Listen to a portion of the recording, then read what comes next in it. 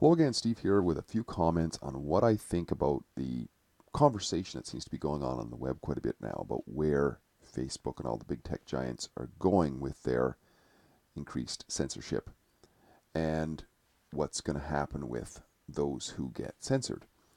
Now, first of all, I would say I very much disagree with the concept, the idea that's been put forward by a number of people who say that a lot of these tech giants are going to go the way of FaceTime, or not FaceTime, but MySpace rather. MySpace was a social media platform that went the way of the dodo fairly early on in the tech giant boom. And the reason why I disagree that that's going to happen, that outfits like YouTube and Facebook and so on are going to go that way, is because along the lines of something that I'm going to mention here as an analogy. If you look at the automotive industry, yes, it's much more stretched out than the information information explosion, information tech industry. It has its similarities in that when it began early on, there was many different fledgling and smaller organizations sort of eking it out for who's going to be dominant. And what eventually happened was that several large companies, Ford Ford sort of remained quasi-independent, so semi-private company, but you had large organizations like Chrysler and GM that acquired a bunch of the others that were failing in either shut them down or incorporated them into their business. So what you had was a consolidation of power, and that which then got co-opted by the military-industrial complex and government in general, and other forms of industry to basically uphold them as too big to fail, essentially. And you see, of course, eventually had direct government bailouts when they got in trouble. So this is what I would say is the reason why Facebook and YouTube and Google and all these are not going to go the way of MySpace.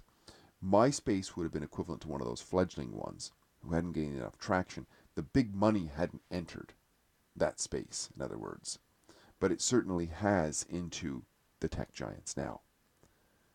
And therefore, the smaller alt tech is sort of the niche. And it's basically a repository where those who get kicked off of the mainstream, sort of the reform schools or the penalty boxes, if you will, for those who don't follow the rules, the increasingly authoritarian rules on the big platforms, they end up on places like Gab and so on. And they will continue to be, I would say, marginalized from the mainstream. In fact, the whole internet, as we know it, will become like a giant mega social media platform in which, because it's already been turned over to globalists, hasn't it? Didn't Barack Obama sign over a lot of the controlling features of the internet to the UN or something like that in his last days in office?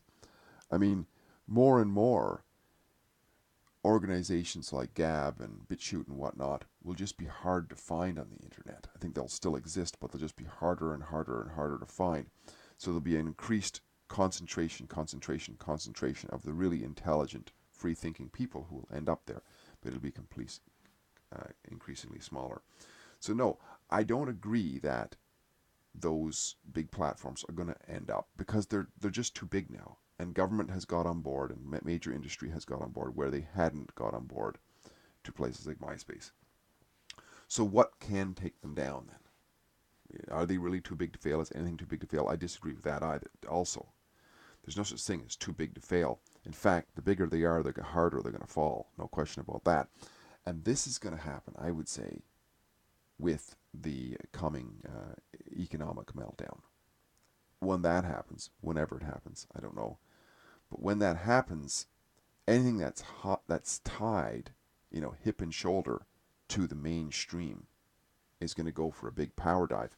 And in fact, those who've been in the shadows, if you will, the marginalized ones, the ones who shouldn't be able to talk and so on, they will be the strong ones who will survive because, well, first of all, anytime you have to work a bit harder to make yourself known through places like BitChute and what have you, then the the better off you're going to be in the real hard times, because you've already known what hard times are, right?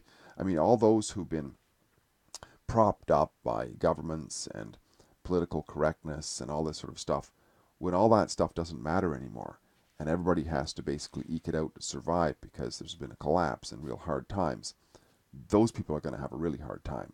Those organizations are going to really have a hard time. Because after all, if you fall from a lofty place, then you feel really bad. But if you're already not in the lofty place, you just fall a little bit, you're a lot better off. I mean, think about the people, during the Great Depression, what have you, who had offices in the Empire State Building, whatever, and their resources or their equity went bust. Some of them jumped out the windows. They just couldn't take it. I mean, it's extremely hard to fall from high places, and those who are marginalized, they don't really have any place to fall from. So therefore, I think that is where the phoenix will really rise from there.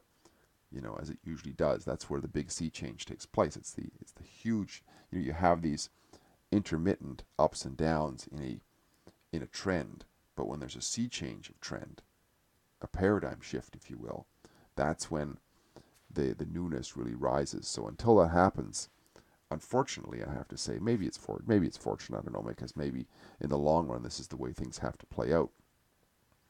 But in the near term, anyway, I don't see anything other than uh, the big tech firms just grappling for more and more and more and more power, because it's all about money. They don't care about people, right?